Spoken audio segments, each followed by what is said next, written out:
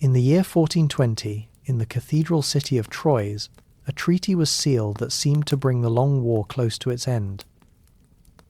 On parchment, the crown of France was promised to the King of England. Henry V had not merely won battles. He had entered the French royal family, married the French king's daughter, and placed his name inside the future of another kingdom. But outside the language of law, France was not quiet. South of the Loire, a disinherited prince still waited. Towns still watched the roads. Priests still prayed for the kingdom. And in a village far from the courts of kings, a young girl was beginning to believe that she had been given a task no army had yet completed. In the cathedral city of Troyes, the future of France was handled with parchment, wax, and witnesses. It was May of 1420. The war between England and France had already lasted longer than living people could remember. Towns had changed masters. Noble families had divided their loyalties. In the north, English power had become difficult to ignore. In Paris, the King of France was still named Charles VI, but the authority around him had grown uncertain. Charles VI was not a young king making a firm choice at the height of his reign. For many years, he had suffered periods of mental illness that weakened the centre of French government. Around him, princes, dukes, councillors, and factions had struggled to control the kingdom in his name. By the time the treaty was prepared at Troyes, France was not only fighting England, it was also divided against itself. That division gave Henry V his opportunity. Henry had crossed the Channel as an English king with a claim to the crown.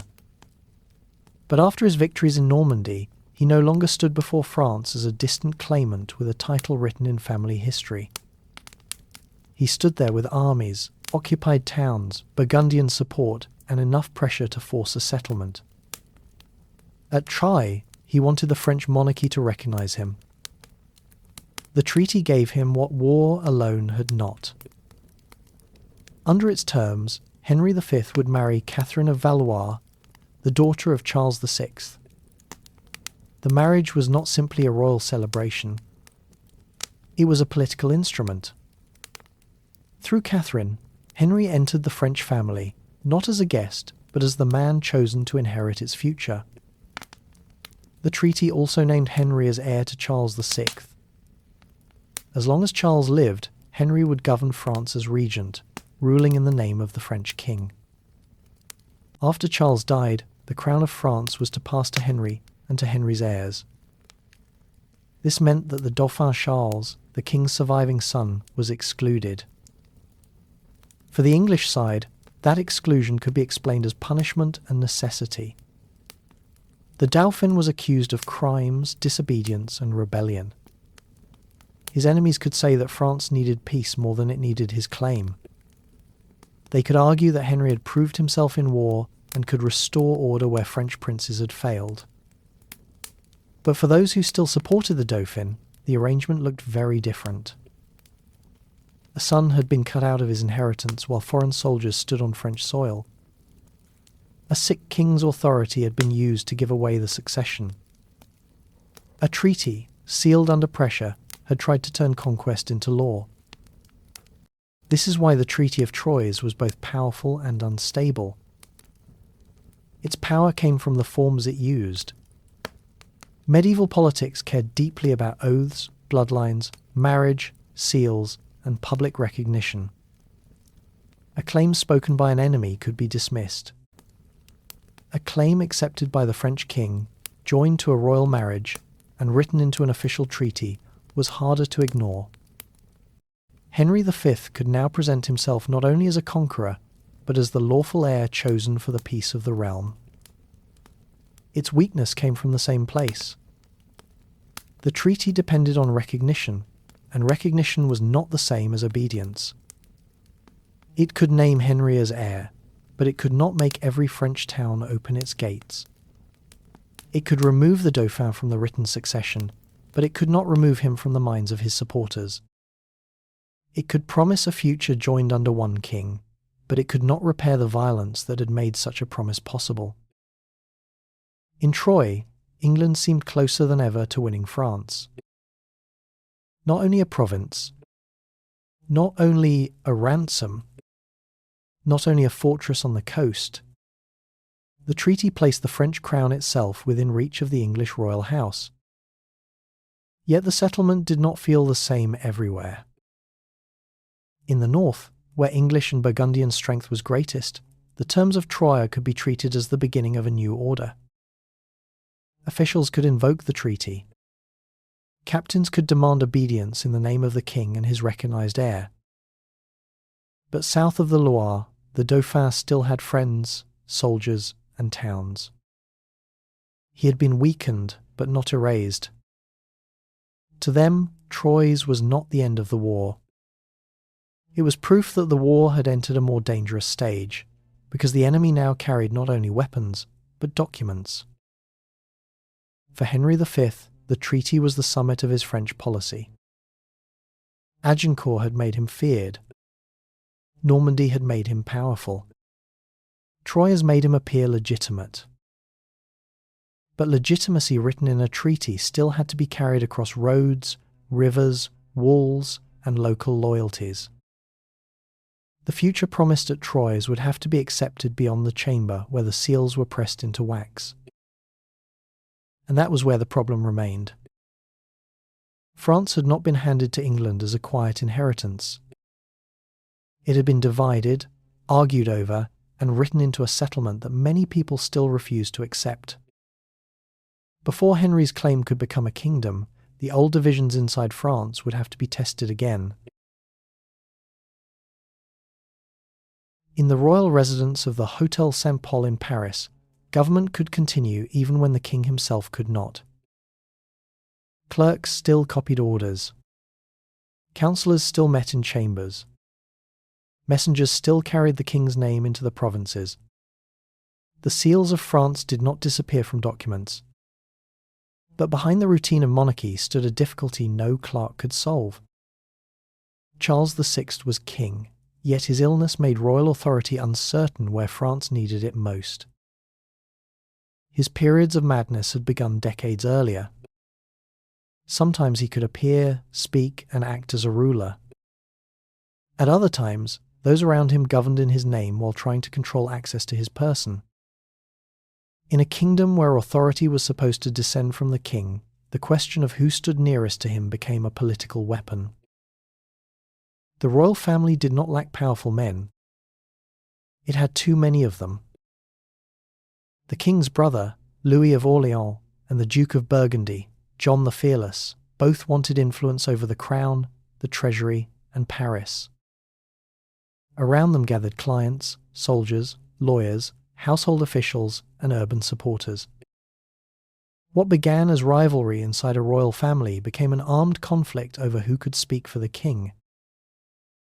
In 1407, Louis of Orleans was murdered in Paris. The killing did not remain a private crime. John the Fearless soon defended the act as a political necessity, arguing that Louis had abused power and endangered the realm. His enemies did not accept this. They gathered around the Orleans family and its allies, and in time this faction became known as the Armagnacs. From that point, France was facing more than English pressure from across the Channel. Its own princes were turning roads, bridges, courts, and city gates into instruments of factional war. Paris was especially important.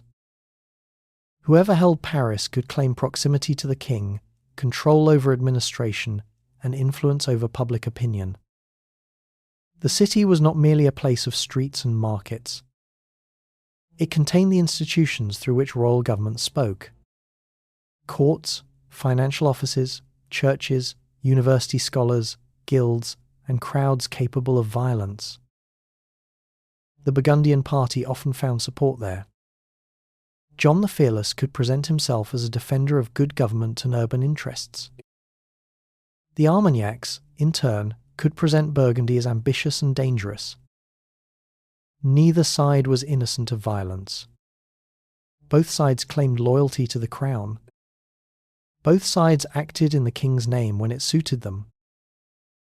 For towns and nobles, allegiance was no longer a simple matter of serving France against England.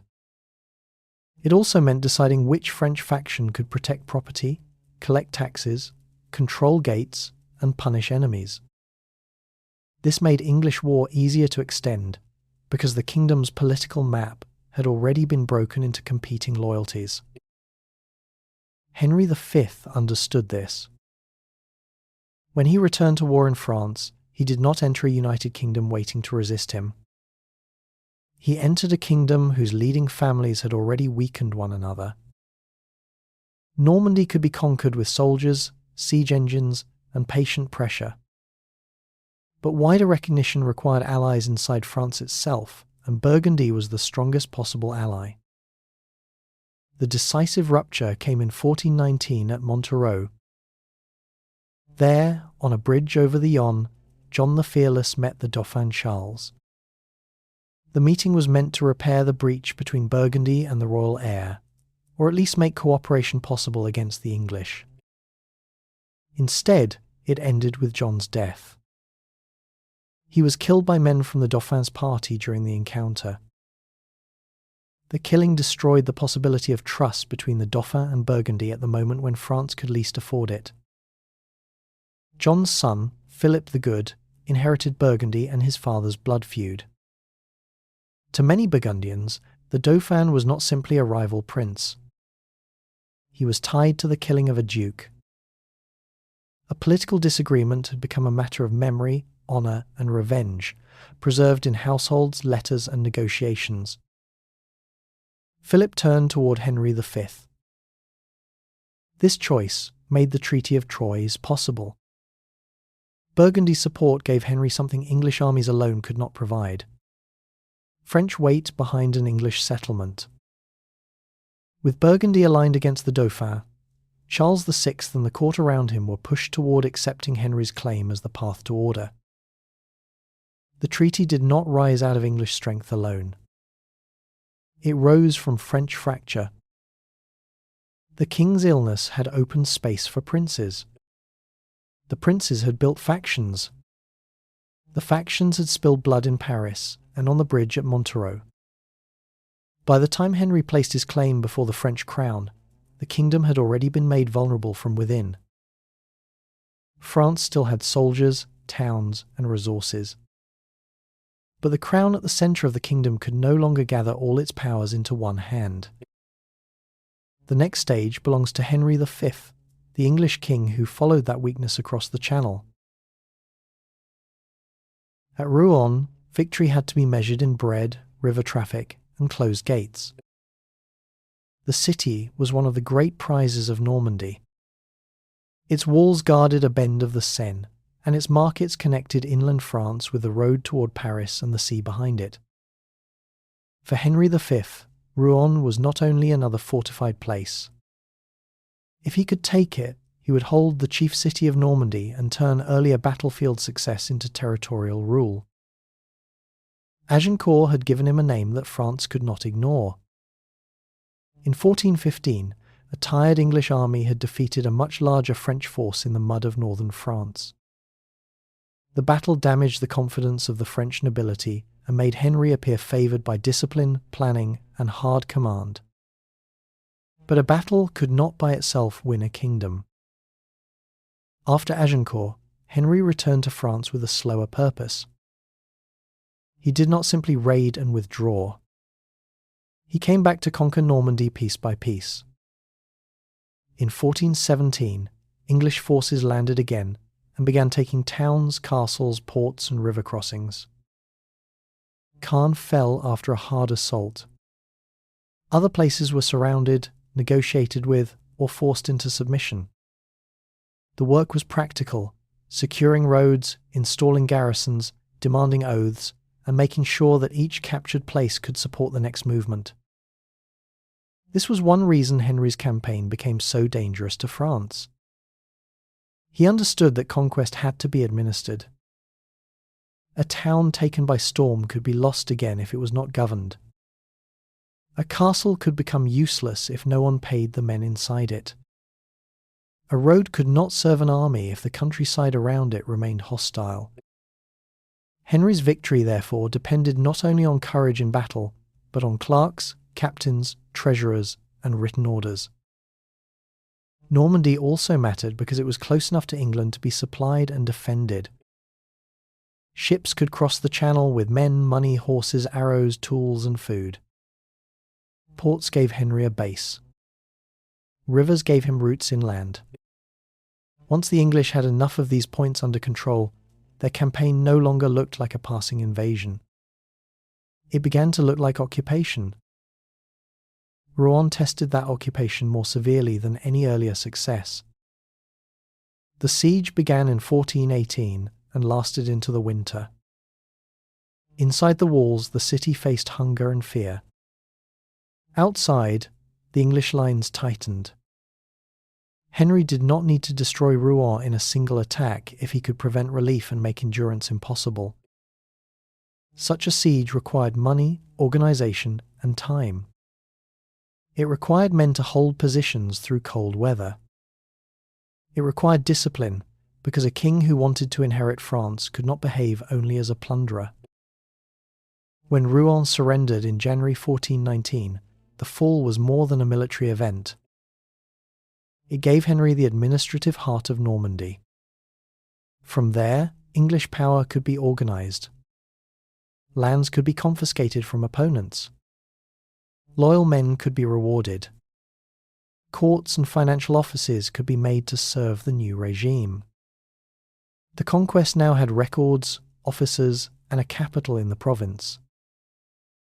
This was why Henry V's success cannot be understood only through Agincourt. Agincourt opened a reputation. Normandy gave him leverage. Rouen gave him a seat of power. Together, these made it possible for him to negotiate with France from a position that earlier English kings had rarely held. He was no longer asking the French crown to acknowledge an old claim while standing at a distance. He had soldiers in French towns, allies among French princes, and one of the kingdom's richest provinces under his control. The French political crisis made his position stronger. The Armagnac and Burgundian conflict had weakened unified resistance. After the killing of John the Fearless at Montereau, Burgundy had reason to look toward England. Henry could then present himself as the ruler most able to impose order on lands exhausted by faction and war. Still, his victory remained narrow. Every advance required payment. Every garrison needed supplies. Every town that accepted him had to be watched. He had won enough to make the Treaty of Troyes possible, but not enough to make resistance disappear. The Dauphin still had supporters beyond Henry's immediate reach, and many French communities obeyed power because it stood near their gates, not because their doubts had vanished. Henry's strength lay in the way he combined several kinds of power at once. He used battle to gain fear, siegecraft to take towns, administration to hold them, and diplomacy to turn French division into English opportunity. His campaign was therefore not only a soldier's campaign. It was an attempt to build rule behind the army. By the time Rouen had fallen and Burgundy had moved closer to England, the French crown could no longer treat Henry as a temporary invader. He had made himself part of the political machinery of northern France. That was what led to Troyes. But the settlement that followed still depended heavily on one man's energy, judgment, and authority. As long as Henry lived, the new order could be imagined as active and forceful. When his life ended earlier than expected, the claim he had built would pass into smaller hands. At Westminster, the problem first appeared as government work. Letters still had to be sealed. Revenue still had to be gathered. Captains in France still needed pay, instructions, and men. The English council could not pause because a king had died. It had to decide how a war, a kingdom, and a claim to another kingdom would continue under a ruler who could not yet hold a pen. Henry V died in August 1422, at the castle of Vincennes, worn down by years of campaigning in France.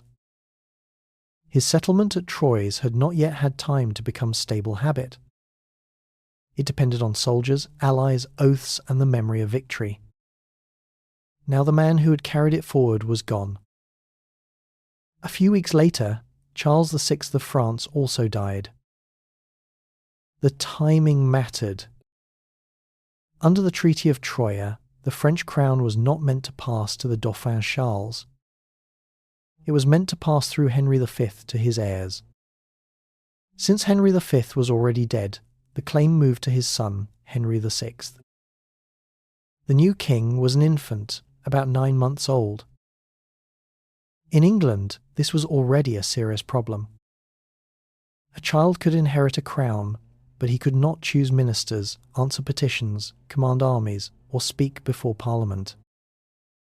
English government, therefore, had to be carried by adults acting in his name. The royal seal could still be used. Orders could still be issued. But every order now depended on regency, council agreement, and the authority of men who were not themselves king. In France, the problem was harder. There, Henry VI was proclaimed king according to the treaty. To English and Burgundian supporters, he was the rightful heir of both realms.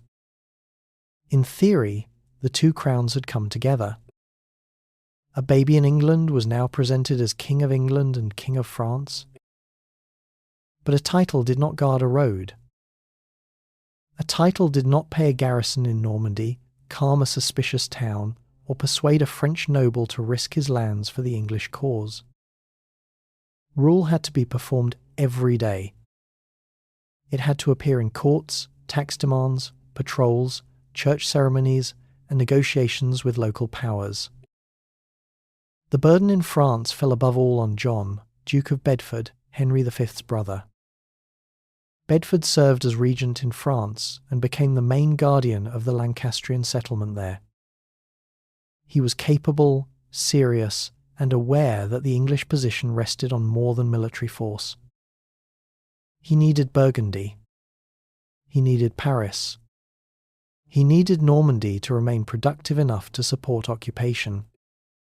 He needed French officials willing to serve a king they might never see. Bedford's work was political as much as military.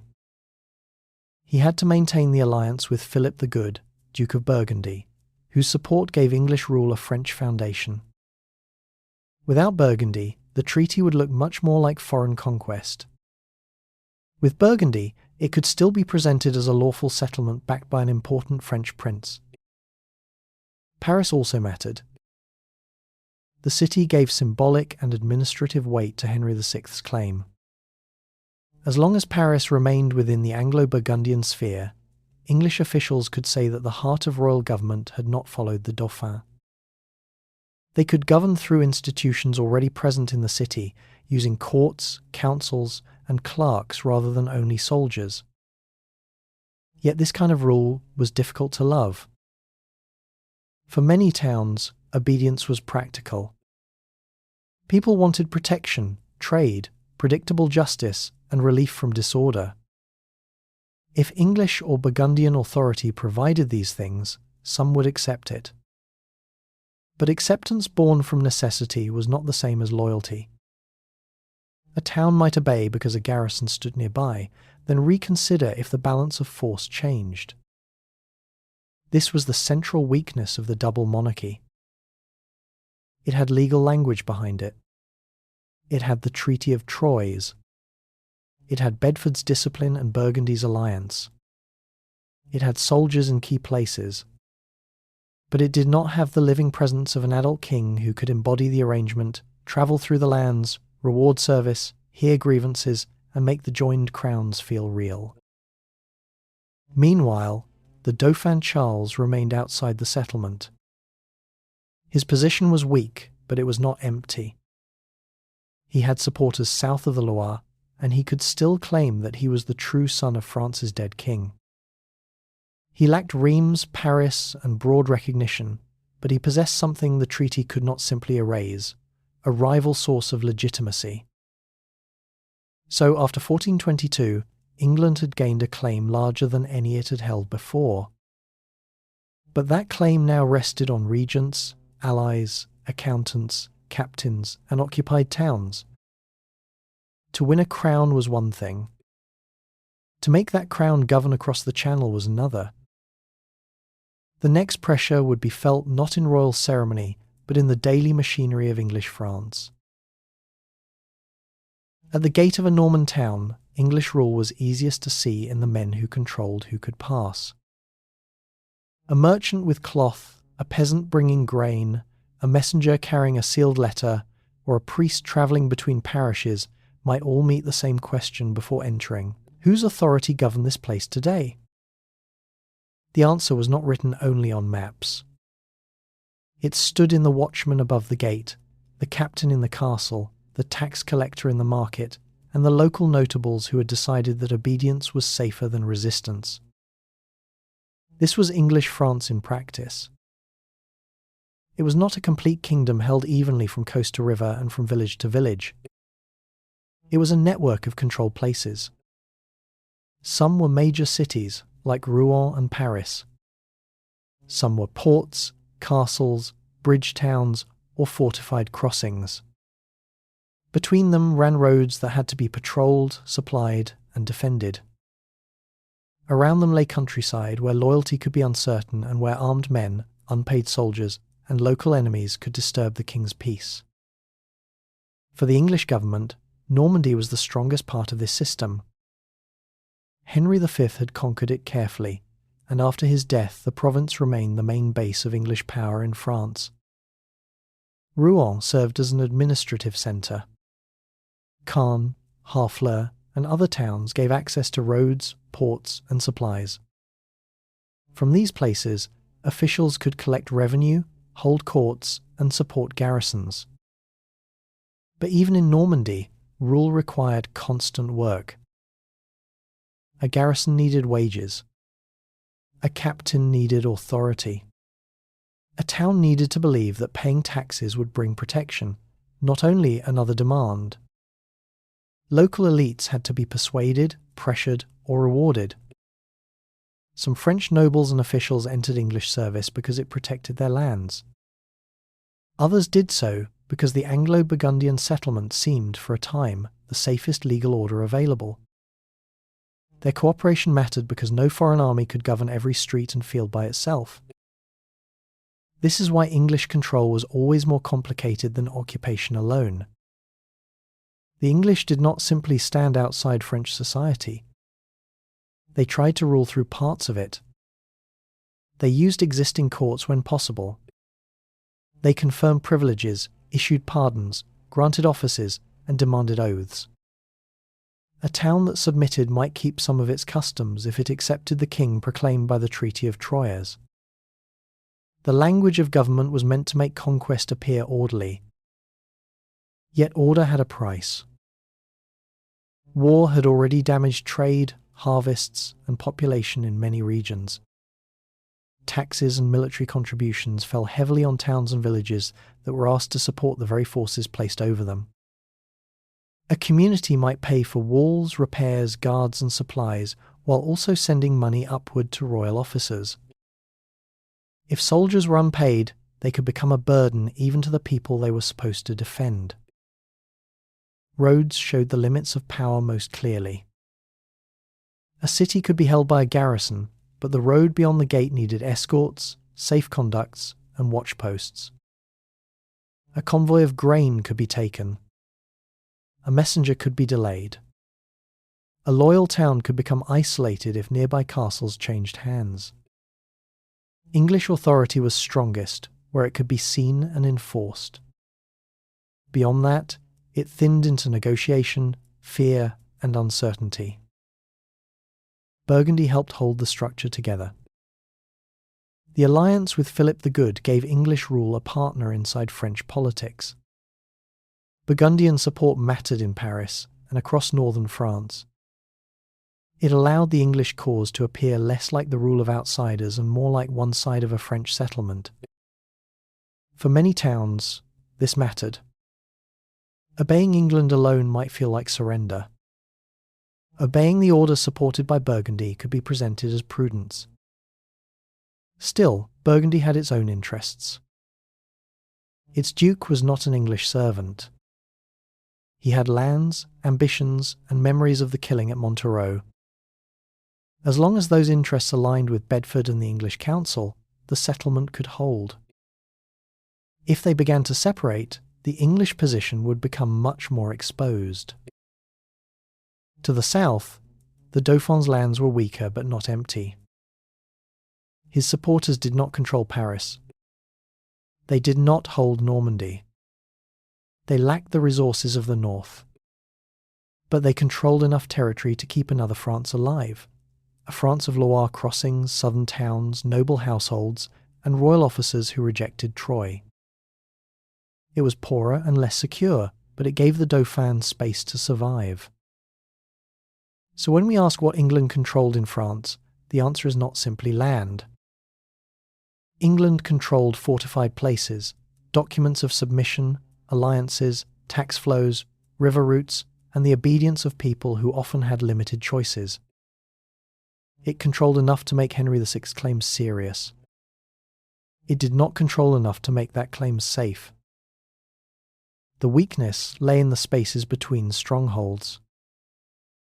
Those spaces mattered because armies moved through them, merchants depended on them, and messages crossed them.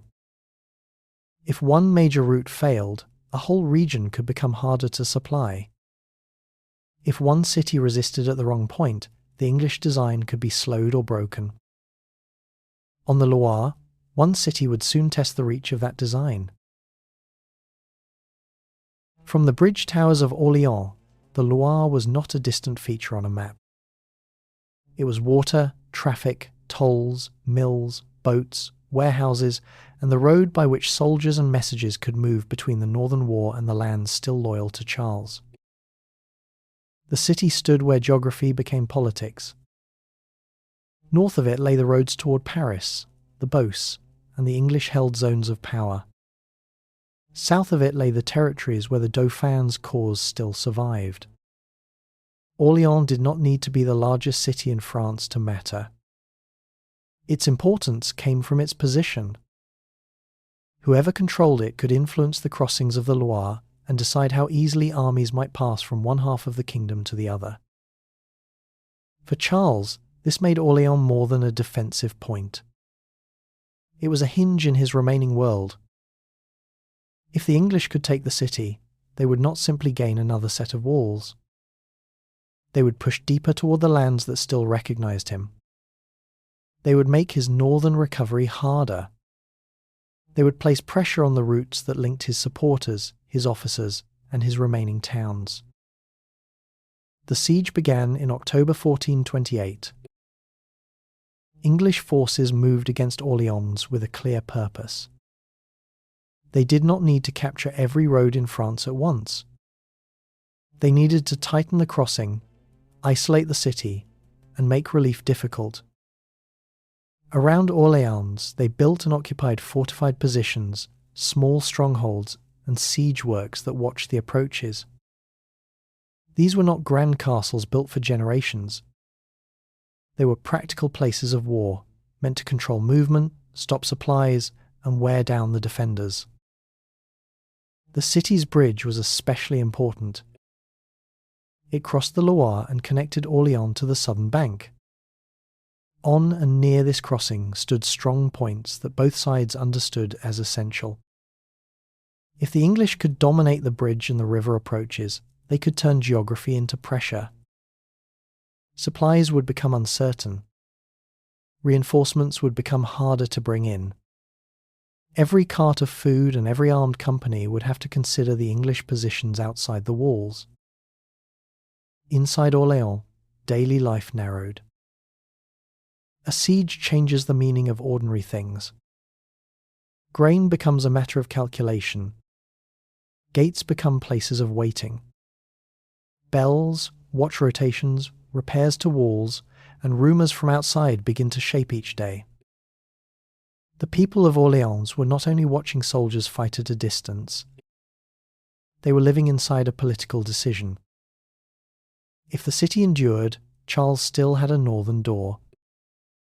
If it fell, his cause would lose one of the strongest points holding it open. The English commanders understood this. The campaign was not an accident of local warfare. It belonged to the larger attempt to turn Henry VI's claim into practical rule. Paris, Normandy, and Burgundy gave the English strong positions in the north. But as long as Charles survived in the south and centre, the treaty settlement remained incomplete. Orléans stood close to the line between these two realities. This is why the siege carried a weight greater than the number of men around its walls. The English did not have endless strength. Their occupation depended on money, cooperation, and careful use of garrisons. But a successful siege at Orléans could have changed the balance. It would have shown that the English could still advance, not only hold what Henry V had won. It would have placed the Dauphin's party under sharper pressure and encouraged those who were unsure to choose the side that seemed more likely to prevail. For uncertain towns and nobles, perception mattered. Many people in a long war did not ask who had the purest legal argument. They asked who could protect them, who could punish them, and whose officers would still be nearby next year. If Orléans fell, the message would travel along roads faster than a formal proclamation. Charles would look weaker. English authority would look stronger. Neutral men might decide that resistance had become too costly. Yet Orléans was difficult to take quickly. Its defenders had walls, local knowledge, and the advantage of fighting for a place whose loss they could understand. The English positions could pressure the city, but they also had to be maintained. Men had to be fed. Watch had to be kept. Communications between siege works had to remain secure. Winter made time heavier. A siege that was meant to force submission could also drain the besiegers if relief remained possible. For months, Orléans held. The city was not free, but it was not taken. Its gates were watched, its surroundings threatened, and its bridge contested. Still, the defenders continued to resist. This endurance mattered because time could alter a campaign. Every week that Orléans remained standing allowed Charles's supporters to search for money, men, and confidence. It also allowed doubt to grow among those who expected the city to fall. In the wider war, doubt was dangerous. The English position in France rested on the belief that their settlement could continue to expand. Bedford and his allies needed the appearance of control. Burgundy's support helped, but Burgundy was not the same as England. Normandy could be administered, Paris could be held, and treaties could be cited, but the war still required visible success. Orléans became the place where that success was expected. For Charles, the city's survival offered the opposite possibility. He was not yet the secure king of France. He had not been crowned at Reims. His resources were limited, and many people still questioned whether his cause could recover. But as long as Orléans held, the English advance had not closed the route north. The political future of his claim remained damaged, but not sealed. By the spring of 1429, the siege had become more than a military operation. It had become a test of whether English France could keep moving and whether Charles's France could still answer. The city waited behind its walls. The river remained guarded. The roads were watched. And beyond the ordinary calculations of captains and councils, a new kind of confidence was about to enter the campaign. In Domremy, the parish church stood among fields, household gardens, and the ordinary work of a small village near the eastern edge of the French kingdom. This was not a place where royal policy was made. It was a borderland community, close to regions where loyalties could shift and where news of war arrived through soldiers, refugees, tax demands, and stories told by travellers. Joan was born there around 1412, into a farming family that lived far from Paris, Rouen, and the councils that argued over the crown. Her world was local, but not untouched by the war. Villages near frontier zones knew what armed conflict meant in practical terms. Livestock could be taken. Fields could be damaged. Churches could become places where people prayed not for distant glory, but for safety, harvests, and the return of order. For a child growing up in such a place, the war was not only a matter of kings. It reached into parish life and household work. Later, Joan said that she began hearing voices when she was still young. She identified them as St. Michael, St. Catherine, and St. Margaret. According to her own testimony, these voices told her to live devoutly, to go to the Dauphin Charles, to help raise the siege of Orleans, and to lead him to Reims for his coronation. For the purposes of history, the important point is not to prove what cannot be proved. It is to understand that Joan believed her mission was sacred, and that others were eventually willing to treat that belief as politically useful. At first, that willingness was not obvious. A teenage girl from Domremy had no official command, no noble title, and no recognized place in the military structures of the Dauphin's court. To reach Charles, she had to pass through men who had every reason to dismiss her. She went to Vaucouleurs, a fortified town held by supporters of the Dauphin, and sought help from Robert de Baudricourt, the local captain. He did not immediately accept her. This delay matters. Joan's path to Chinon was not a simple movement from village to court. It required persuasion, reputation, and timing. The situation at Orleans was worsening.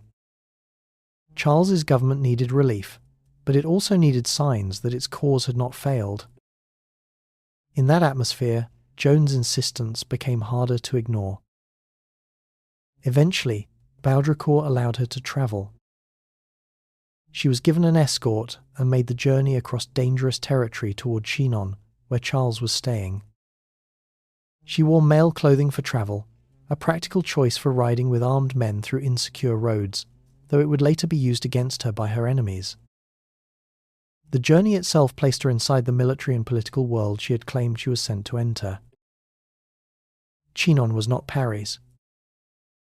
It was a royal refuge rather than a confident capital. Charles lived there with a court marked by uncertainty. He was called the Dauphin by many, but not yet crowned king in the traditional place. He had supporters, councillors, soldiers, and noble allies, but his claims still lacked the public confirmation that Reims could provide. He was not powerless, yet his position was fragile enough that unusual proposals could receive attention. This helps explain why he was willing to hear Joan. Charles did not listen because medieval courts accepted every visionary without question. They did not. False prophecy, disorderly religious claims, and political manipulation were serious dangers. A ruler who embraced the wrong holy figure could be ridiculed, misled, or accused of relying on deception. Joan therefore had to be examined, not simply welcomed. At Chinon, she was brought into the presence of Charles and his court.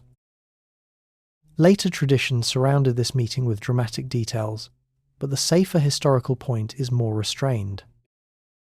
Joan managed to gain access to him, and her words made enough impression that she was not dismissed. Her message answered Charles's most urgent needs. She did not offer a complicated diplomatic program. She did not promise to govern France. She brought a direct claim. Orleans should be relieved, and Charles should go to Reims to be crowned. These two goals were practical and symbolic at the same time. Orleans mattered because it guarded the Loire and the route between zones of power. Reims mattered because French kings were traditionally consecrated there. Together, they offered Charles a way to move from survival toward recognized kingship. Still, before the court could risk using her, churchmen had to examine her. Joan was sent to Poitiers, where theologians and clerics questioned her. They tested, as far as they could, whether her claims appeared orthodox, whether her conduct seemed respectable, and whether her mission could be used without obvious danger to Charles's cause. The examination did not turn her into a general by training.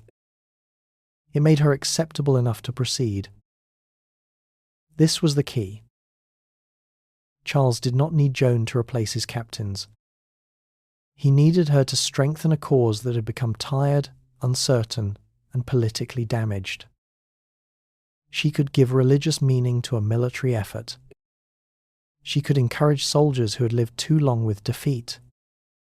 She could help present the relief of Orleans not merely as another operation, but as a sign that Charles's kingship had not been abandoned by God.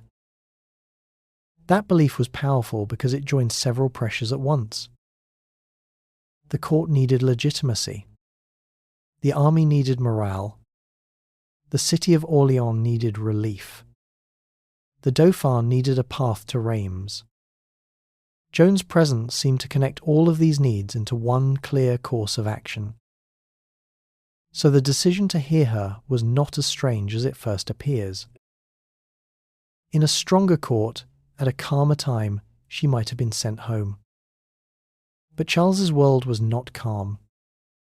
The Treaty of Troyes had excluded him. Paris did not obey him. Orleans was under siege.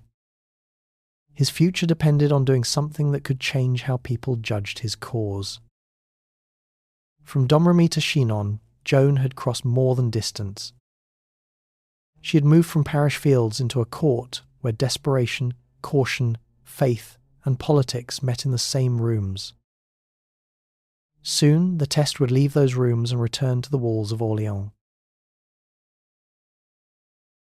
On the evening of the 29th of April, 1429, the streets of Orleans received a convoy of food, soldiers, and expectation.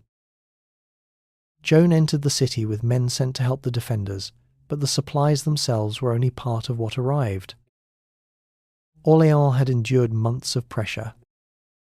Its people had watched English positions tighten around the approaches, and its captains had lived with the knowledge that every delay made relief harder. When Joan came through the gate, she did not bring a large army capable of ending the siege by numbers alone. She brought a visible sign that Charles's court had not abandoned the city. That mattered before any attack was made. In a siege, morale was not separate from military strength. Men who believed relief was possible kept repairing defences, carrying messages, and standing watch. Citizens who believed the city might survive tolerated hunger and fear for longer. Captains who believed the moment had come could take risks that had seemed foolish a week earlier. Joan changed Orleans first by changing the atmosphere in which decisions were made. She was not the only commander. The city had experienced soldiers, including Jean de Dunois, who understood the local situation and the practical needs of the defence. But Joan's presence placed a new kind of pressure on them. She urged action. She wanted the English positions attacked. She treated the siege not as a condition to be endured, but as something that had to be broken. For some of the captains, this was dangerous. Siege warfare rewarded caution as much as courage. An unsuccessful assault could waste men the city could not spare. It could damage morale rather than restore it. Yet waiting also had a cost. The English forts and siege works around Orleans were built to make time serve the besiegers. If nothing changed, the pressure would continue. In the first days after Joan's arrival, the rhythm of the defence shifted. Messages were sent. Plans were argued over. Forces gathered for attacks on the English-held positions outside the city. The key was not simply to strike at random, but to loosen the grip around Orleans by taking the strong points that allowed the English to watch roads and crossings. Each captured position would make the city less isolated and make the besiegers less secure. On May 4, French forces attacked and took Saint-Loup, one of the English positions east of the city. The success was important because it proved that the English line could be damaged. It also gave the defenders something they had needed for months: a recent victory close enough to see and believe. The larger effort came on May 6 and May 7. French troops moved against the English works on the southern side of the Loire. These positions mattered because they were tied to control of the bridge and the approaches across the river. The fighting was hard, confused, and dangerous. Men crossed water, moved near earthworks, and pressed toward fortified places where the English could defend with arrows, guns, and prepared ground. Joan was present in the fighting. She carried her banner, encouraged the men around her, and became the figure through whom many soldiers understood the purpose of the assault. She did not replace the need for planning, weapons, ladders, boats, or disciplined troops. But she helped turn a difficult attack into a shared act of belief. For soldiers who had grown used to caution, that mattered. On May 7th, the French attacked Les Tourelles, the strong point connected to the bridge. Joan was wounded during the fighting, struck by an arrow. The wound could have broken the effort if it had been read as a sign of failure. Instead, she returned, and the attack continued. By the end of the day, the French had taken the position. The fall of Les Tourelles changed the siege. The English had not lost every man, every weapon, or every possible route. But they had lost the shape of their pressure. Their attempt to hold Orléans in place depended on positions that could control movement and discourage relief. Now those positions had been breached. The defenders had gone from waiting behind gates to striking outside them. The English commanders had to decide whether the siege could still be maintained. On May 8th, they withdrew. For Orléans, the withdrawal meant more than the absence of enemy camps. It meant that months of narrowing fear had opened into movement again. Roads could be used with greater confidence. The city could breathe, trade, and communicate more freely. For Charles's cause, it was the first great public sign that the English advance could be stopped. This is what Joan changed at Orléans. She did not end the 100 Years' War in a week. She did not make England powerless. She did not solve the financial weakness of Charles's government or remove the political weight of Burgundy. But she changed the expectations of people who had lived too long with English success. She helped convert defence into action. She made the relief of the city feel like evidence that the Dauphin's cause still had life in it. That evidence travelled. Towns and nobles did not need every detail of the fighting to understand the meaning of the result. Orléans had been surrounded. Joan had entered. The French had attacked. The English had left. In a war where reputation shaped obedience, that sequence was powerful. The weeks that followed confirmed the change. French forces pressed the advantage along the Loire. On June 18, at Patay, an English force was defeated in open battle.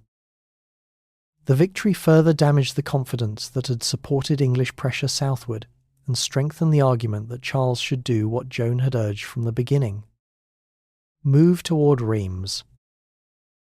Orléans had not made Charles king, but it had made the road to his coronation harder to dismiss. In Reims, the cathedral held a kind of authority that no military camp could provide. Kings were not only announced there.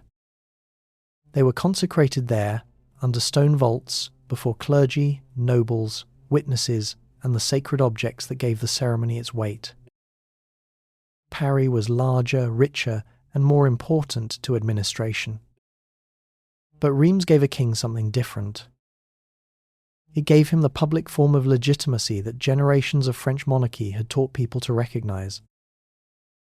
For Charles, this mattered deeply. After Orléans, he had won relief, movement, and confidence. After Patay, he had won a sharper military advantage. On the 18th of June 1429, French forces struck an English army that had been moving after the Loire campaign. The defeat damaged English confidence and weakened the sense that their soldiers could control the open roads south of the river. The English had not vanished, but the fear surrounding them had been reduced. The Loire campaign also changed how towns calculated risk. In a long war, towns rarely made decisions from loyalty alone. They watched who was nearby, who had momentum, who could protect their walls, and who might punish them later. Before Orléans, many had reason to hesitate. Charles's position looked uncertain, and the Treaty of Troyes still gave English officials a language of law.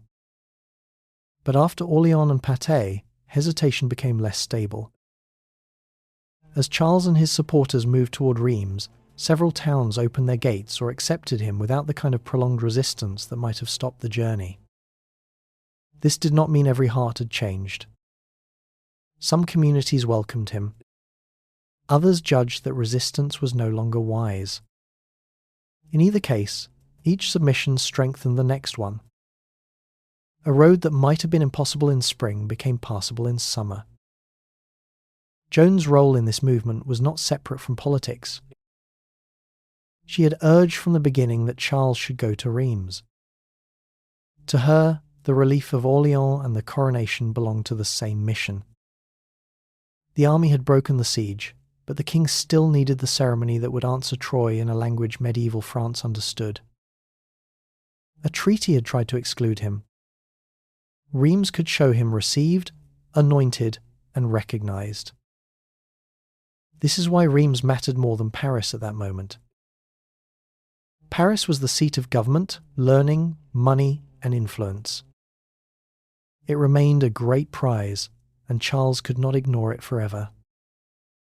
But in 1429, Paris was also dangerous, difficult, and still tied to the Anglo-Burgundian order.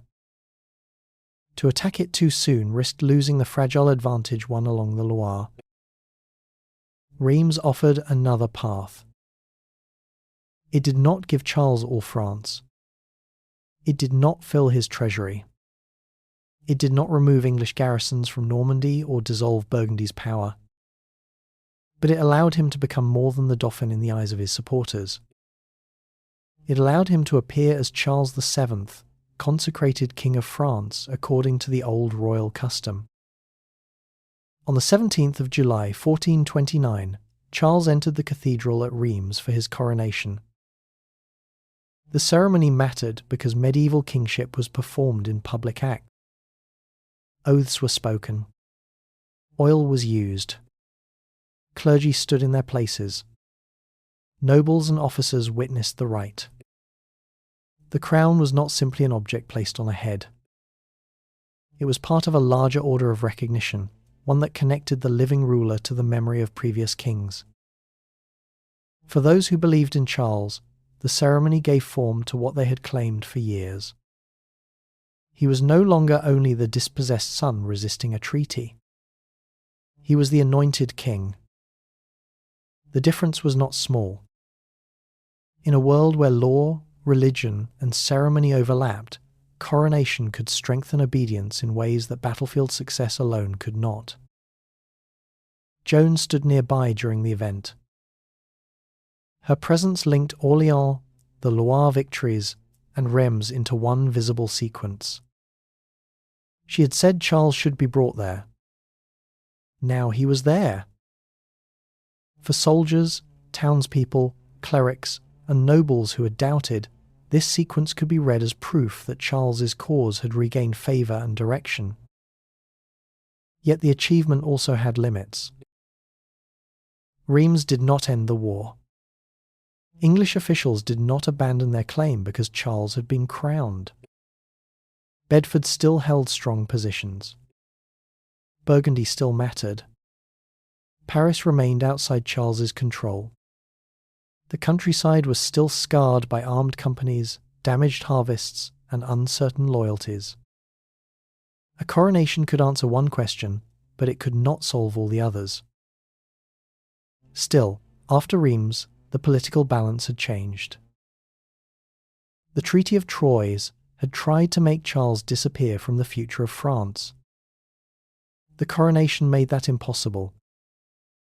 From this point on, his enemies could still call him illegitimate, but his supporters could point to the cathedral, the rite, and the date. They could say that France had a consecrated king again. The road to Rheims had done more than move an army across territory. It had moved Charles from survival into kingship. For Joan, it was the completion of the clearest part of her mission. But after the ceremony, the war did not offer her a quiet ending. The next choices would be less certain, the enemies closer, and the protection around her thinner. In an ecclesiastical court, a political defeat could be dressed in the language of doctrine. Rouen was an English-held city, but the proceedings against Joan were not arranged as a simple military punishment. They were placed under church authority, with clerics, judges, written questions, sworn procedure, and recorded answers.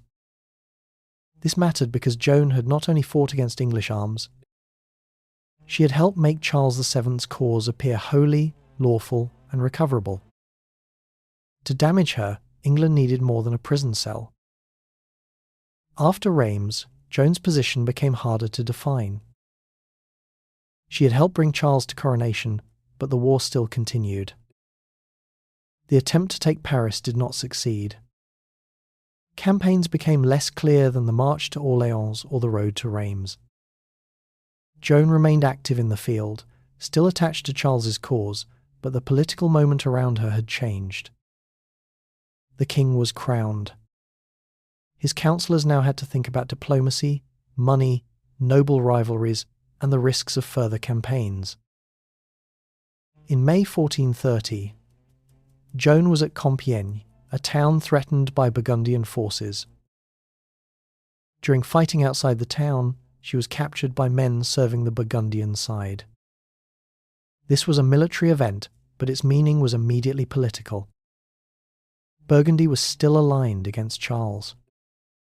The English wanted Joan because she had become one of the most visible signs of Charles's recovery. Her capture offered them a chance to strike not only at a person, but at the story that had formed around her. She was eventually handed over to the English.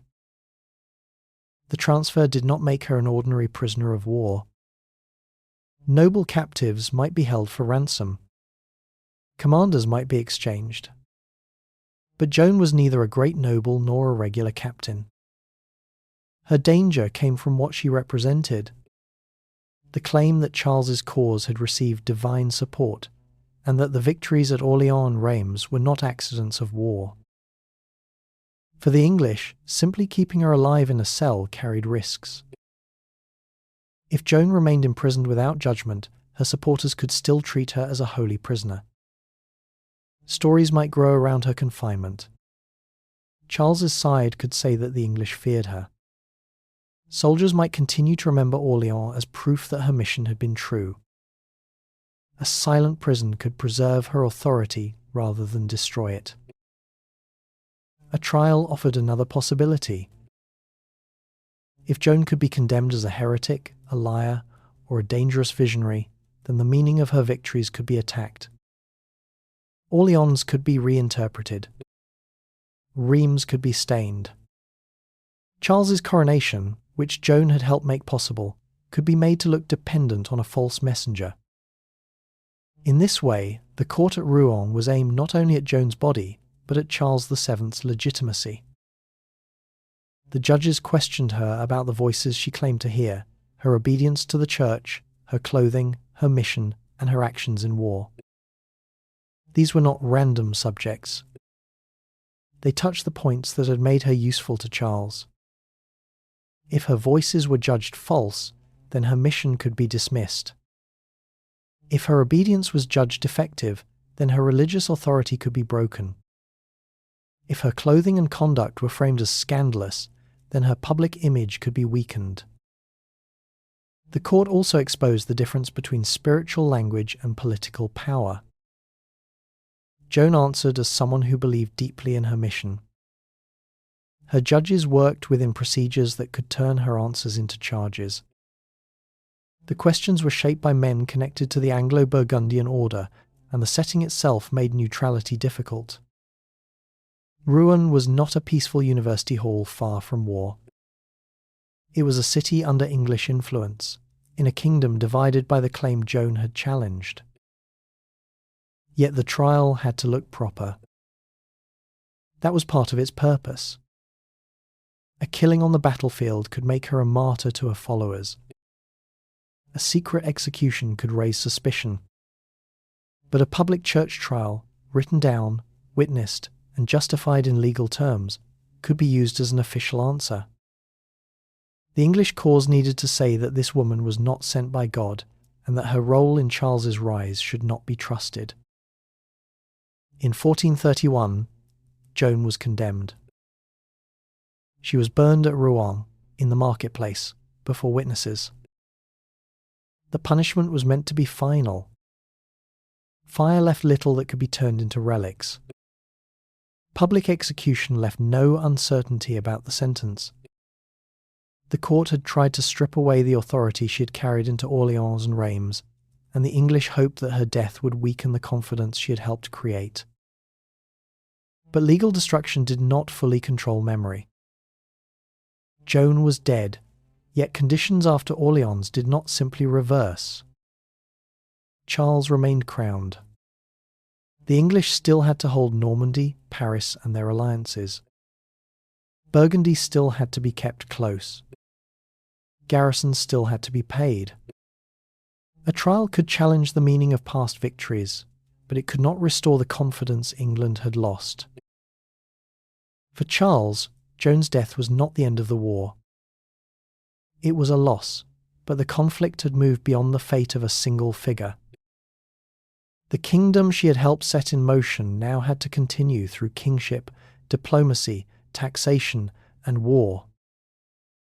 Years later, another court would revisit the judgment against her and overturn it. By then, the political world had changed, and her memory could be used in a different way. But in 1431, at Rouen, the purpose was immediate and clear. England had tried to defeat Joan twice, first by capturing her, and then by judging what she had meant.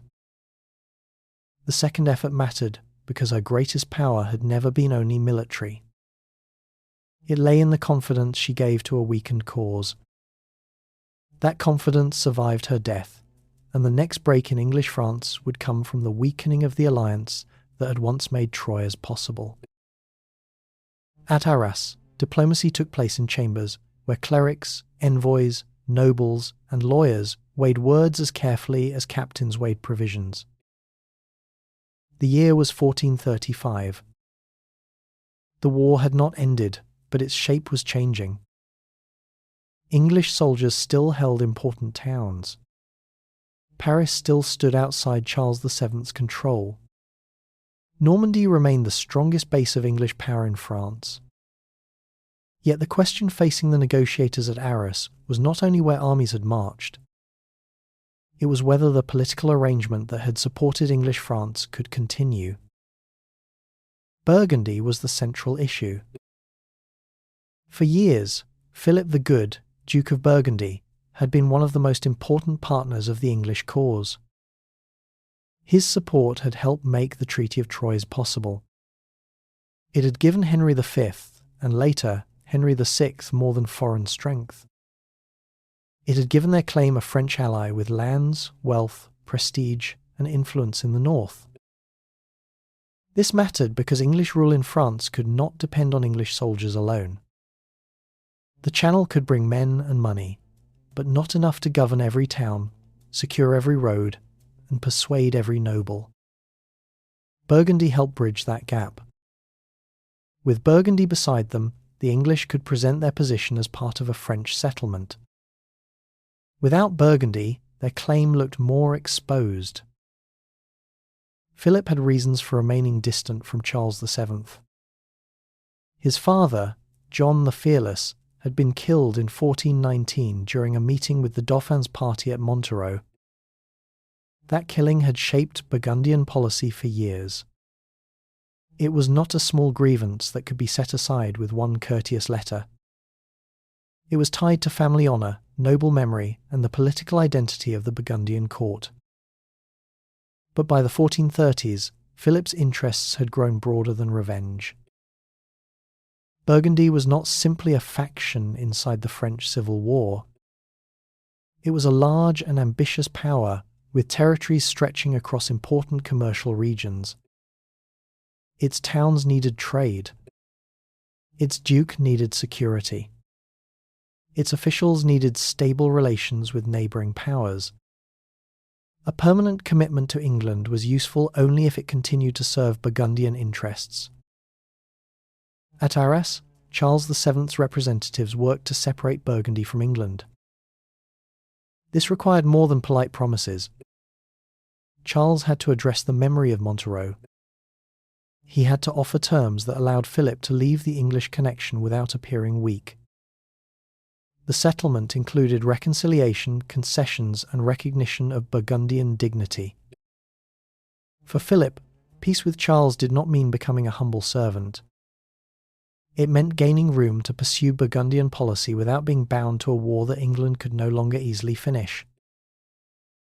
The English envoys could not stop the change. When Burgundy made peace with Charles VII, the diplomatic foundation of English France was damaged more deeply than any single lost skirmish could have done. A battle might remove men from the field. The loss of Burgundy changed how towns, nobles, and officials judged the future. It told them that one of the great French princes no longer treated the English settlement as the safest order. That is why Burgundy mattered more than a battle. Armies decide what can be held today. Alliances help decide what will still be held next year. Burgundy had provided English France with political cover, local knowledge, access to networks of loyalty, and a sense that the Treaty of Troyes had French support behind it. Once that support withdrew, every English position had to carry more weight by itself. Paris felt the change soon. The city had long been essential to the English claim. It was not only a large city. It contained royal institutions, courts, clerics, university men, merchants, guilds, and the habits of government. Holding Paris allowed the English and their supporters to say that Charles VII's kingship was incomplete. He had Reims, but not the capital that had spoken for French royal administration. In 1436, Paris returned to Charles VII's obedience. The loss did not happen because every English soldier in France had been defeated. It happened because political conditions had shifted. Burgundian withdrawal weakened the order that had kept the city aligned against Charles. Local calculation changed. Men who had once judged English rule to be the safer choice now had reason to reconsider. Gates, councils, and urban loyalties responded to the new balance. For Charles, Paris was a major gain, but it was not the end of the war. He still had to recover Normandy and Gascony. He still needed money, discipline, and military reform. The English still possessed fortified places and experienced commanders. But after Arras and Paris, Charles no longer looked like a claimant confined to the margins of the kingdom. His kingship had gained ground in the north, not only through arms, but through recognition. For the English, the change was quieter than a battlefield disaster, but more difficult to repair. A defeated army could sometimes be replaced. A broken alliance could not be restored by sending another company across the Channel. Bedford had understood how much depended on Burgundy, but Bedford died in 1435, the same year as the settlement at Arras. His death removed the strongest English statesman in France just as the diplomatic structure he had managed began to fail. The war therefore entered a slower and more dangerous phase for England. It still held territory. It still had claims. It still had men who believed in the Lancastrian right to France. But the support that had once made those claims look practical was thinning. Charles VII, crowned at Reims and now reconciled with Burgundy, could begin to act less like a surviving prince and more like a king rebuilding the instruments of rule. The next part of that rebuilding would be less visible than a coronation or a city changing sides. It would be found in taxes, permanent soldiers, royal officers, and the long work of making war sustainable. At Tours, in the chambers where representatives met the king's officers, war was no longer treated as a short emergency. For many years, French government had lived from crisis to crisis. Money was requested when danger came near. Soldiers were gathered when a campaign demanded them. Captains were rewarded when service was needed, and tolerated when they became difficult to control. This had been enough for survival, but not enough for recovery. To take back a kingdom, Charles VII needed more than moments of courage. He needed arrangements that would last after one campaign ended and before the next one began. This was one of the quiet changes that made the later French victories possible. Earlier in the war, French armies had often depended on feudal summons, temporary payments, noble followings, and armed companies whose loyalty could be uncertain. Some fought well. Others lived from the countryside when pay failed. In a damaged kingdom, unpaid soldiers could become almost as frightening to local people as the enemy. Villages that were supposed to support the crown might instead fear the men wearing its badges. Charles had to solve that problem if he wanted obedience to mean more than words. The first need was money. A king who could not pay soldiers could not command them for long. A captain without wages might bargain, desert, or take what he needed from the nearest fields. A garrison without supplies might open negotiations with the enemy. A campaign without reliable revenue could begin with confidence and end in disorder. So Charles's government worked to make royal taxation more regular. The change was not simple, and it was not gentle.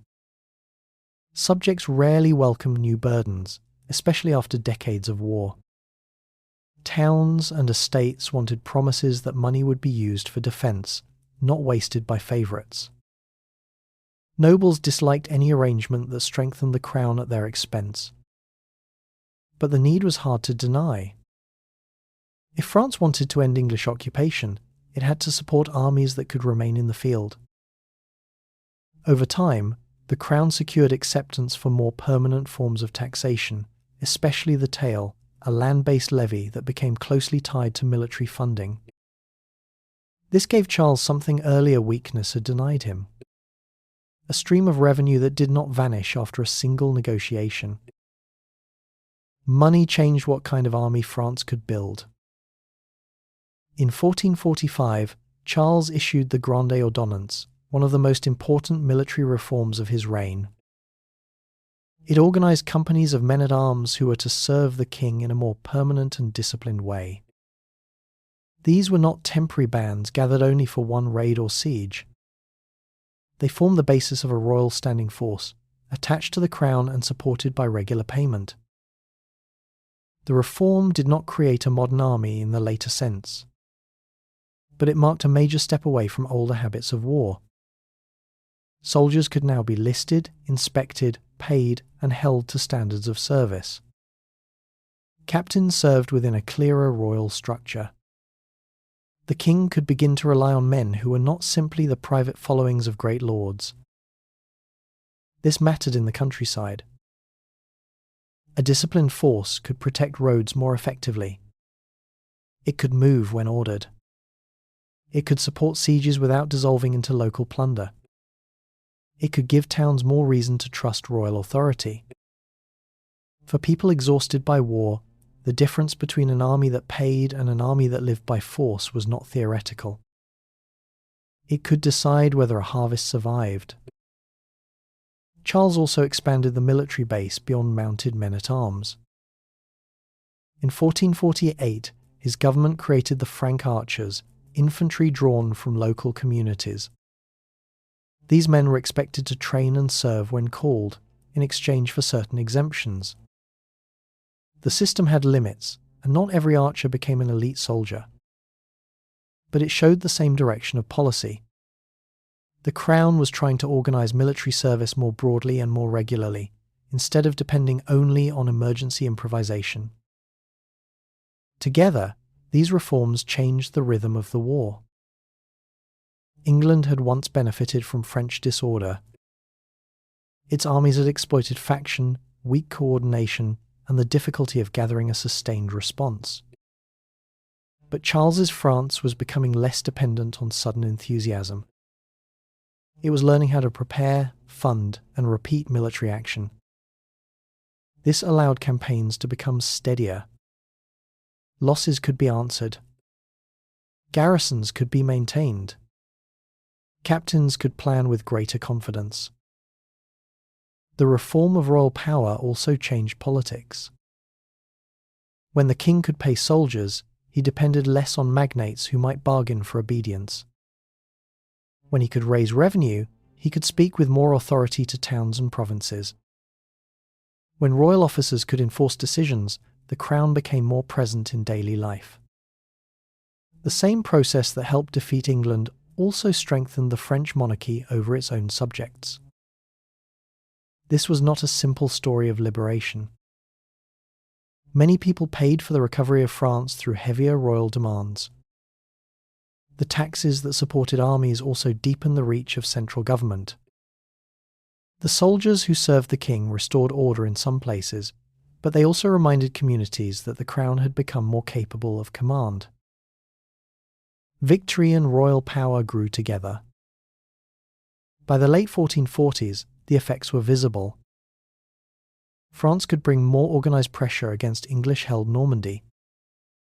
It could use artillery, infantry, men-at-arms, and local support in a more coordinated fashion.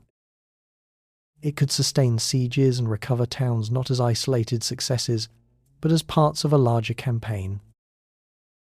English France, already weakened by the loss of Burgundy and Paris, now faced an opponent with stronger instruments of rule. Charles VII had not begun as a confident monarch. He had been excluded by treaty, mocked by enemies, and pushed into a reduced kingdom. But over time, through ceremony, diplomacy, taxation, and reform, he changed what his kingship could do. The boy once treated as a disputed claimant had become a ruler capable of financing war, organising soldiers, and directing recovery. That is why France could keep winning after Joan was gone. Her victories had opened a path of confidence and legitimacy. Charles's reforms made that path usable for a longer war. The final English strongholds would not fall because of one moment alone.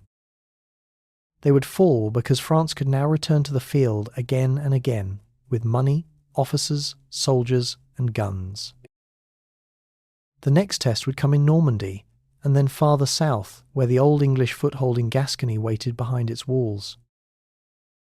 In the Royal Artillery train, the end of the war could be seen in iron barrels, powder wagons, carpenters, gunners, and teams of horses. This was not the war Henry V had once carried through northern France. It still had sieges, captains, towns, and oaths, but the balance of force had changed. Artillery was not new, but under Charles VII it became part of a steadier royal method. Walls could be studied. Roads could be secured. A siege could be prepared not as a desperate effort, but as a planned operation. In 1449, French forces moved against the English positions in Normandy. The province had once been the strongest base of Lancastrian power in France. Rouen, Caen, and the ports had allowed English rule to look durable. But after the loss of Burgundy and Paris, Normandy was more exposed. Its garrisons still held walls, but they could not depend on the same political structure that had supported them earlier. Local obedience became harder to hold when the future no longer seemed English. The French campaign was careful and persistent. Towns were approached, besieged, negotiated with, or taken. Some opened their gates when resistance appeared useless. Others had to be forced. The important point is that Charles VII's government could keep pressure on more than one place and turn each success into the next. The Crown was no longer only reacting to English movement, it was directing its own. Rouen returned to French obedience in 1449. For English France, this was a heavy loss. Rouen had been Henry V's great prize after the long siege of 1418 and 1419. It had served as an administrative centre, a symbol of Norman conquest, and a place from which English government could speak in the province. Its loss showed that the old structure was no longer holding. What Henry V had built with discipline and force was being taken apart by a French monarchy that had learned to organise power more steadily. The final northern decision came at Formigny in April 1450. An English army landed and tried to restore the situation in Normandy. This was not foolish. England had recovered from setbacks before, and a field army could still change the mood of towns and allies. But the French response was stronger than it would have been in earlier decades. French forces met the English near Formigny, and artillery helped unsettle the English position before mounted troops and reinforcements completed the defeat. Formigny did not carry the fame of Agincourt, but its consequences were large. After it, the English position in Normandy collapsed rapidly. Caen surrendered. Cherbourg followed. The northern war that Henry V had once shaped around Normandy was effectively over. England had lost the province that had made the Treaty of Troyes practical. Without Normandy, the dream of ruling France from a strong northern base could no longer be sustained. Yet the war was not finished everywhere. In the southwest, Gascony had been tied to the English crown for centuries. Its relationship with England was older than Henry V, older than Troy, and rooted in trade, law, wine, and local privileges. Bordeaux especially had long looked across Atlantic routes toward English markets. For many in the region, English rule was connected to habits of commerce and local advantage. Charles VII could not leave that foothold untouched. French forces entered Bordeaux in 1451, but the settlement was not secure. Many in the city remained unhappy under French control. When the English sent an expedition under John Talbot, Earl of Shrewsbury, Bordeaux welcomed him back in 1452. Talbot was old, experienced, and respected. To his supporters, his arrival offered one more chance to restore the English position in Gascony. The last great test came at Castillon on the 17th of July 1453. The French army had prepared carefully. Under the direction of Jean Bureau and Gaspard Bureau, royal artillery was placed in a fortified camp. The position was protected by earthworks, defended by troops, and arranged to make an English assault costly. Here the reforms of Charles VII reached the battlefield in a visible form. Paid soldiers, royal officers, organised artillery, and a plan designed around firepower and defence. Talbot advanced against the position. He believed, or was led to believe, that the French were withdrawing. Instead, he found a prepared camp. The English attack went forward under punishing artillery fire. The guns tore into formations that could not easily answer them. The field did not become a contest of chivalric reputation.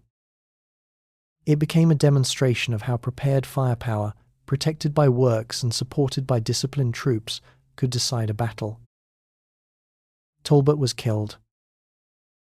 His death mattered because he was more than a commander on the field. He was one of the last great English captains of the war in France, a man whose name carried long service, persistence, and authority.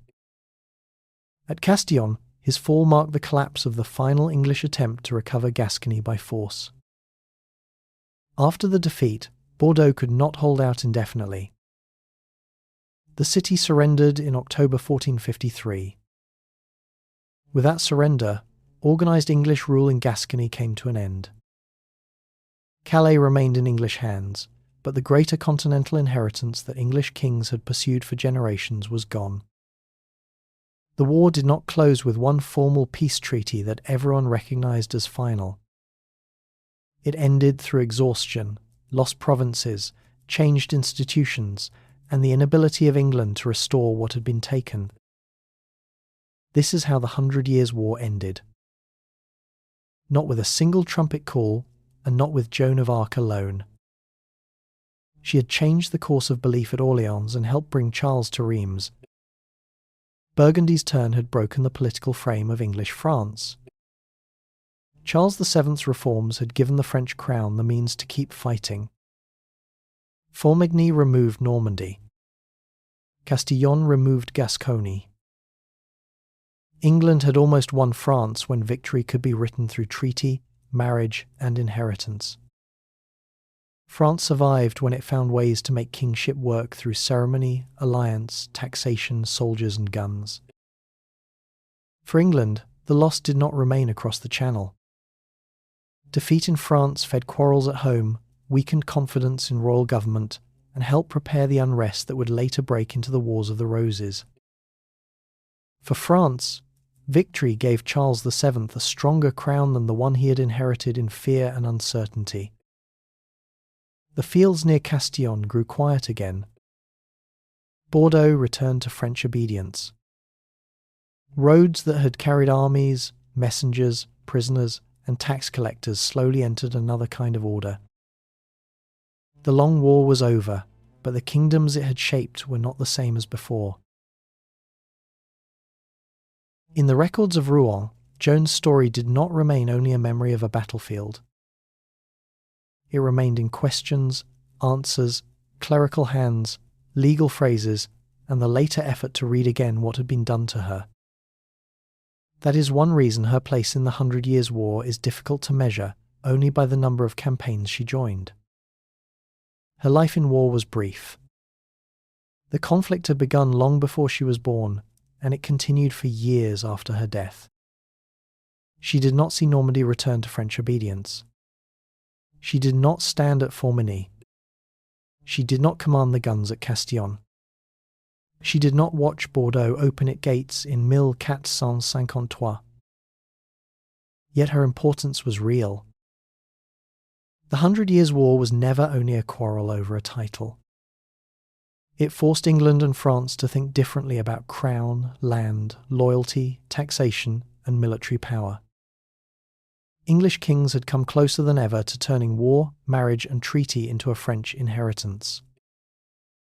The Treaty of Troyes had placed the French crown within reach of the English royal house. For a time, that arrangement had documents, allies, cities, and soldiers behind it. France survived that pressure by changing. It did not recover only through courage in battle. It recovered through ceremony at Rheims, diplomacy with Burgundy, more regular taxation, permanent soldiers, royal officers, and artillery that could break the old security of walls and field positions. The war helped move kingship away from a looser world of noble followings and temporary service toward a more concentrated royal machine that could raise money, command men, and return to war again. Joan belonged to the turning point between those two worlds. At Orleans, she did not replace the captains around her, but she changed the mood in which they acted. A city that had waited under pressure began to move outward against the siege works. Soldiers who had lived with caution saw a reason to attempt more. The relief of Orleans did not end the war, but it made English success look less certain. At Rheims, her meaning became clearer. She helped bring Charles to the place where French kings were consecrated. The Dauphin whom Troyes had excluded appeared before clergy, nobles, and witnesses as an anointed king. That ceremony did not give him all of France, but it gave his cause a form that people could recognize, repeat, and defend. After Joan died, the work became slower and less luminous. It belonged to treaties, taxes, councils, captains, and guns. But the confidence she had helped restore did not disappear with her. It passed into a longer recovery that she herself never saw completed. At Castillon, the field grew quiet. At Reims, the cathedral still held the memory of coronation. At Rouen, the trial records remained as proof that her enemies had understood the force of what she represented. Joan of Arc did not end the 100 Years' War, but she changed what the war could still mean for France.